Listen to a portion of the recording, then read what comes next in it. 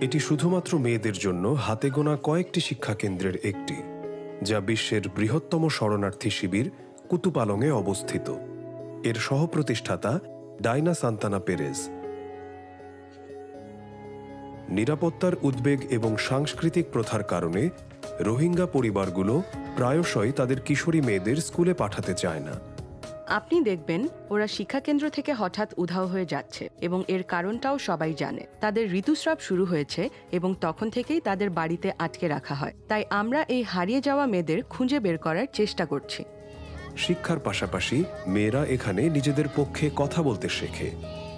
রোহিঙ্গা মেয়েদের জন্য এটি এক বিরল সুযোগ, আর তারা সময়টা দারুণ উপভোগ করে।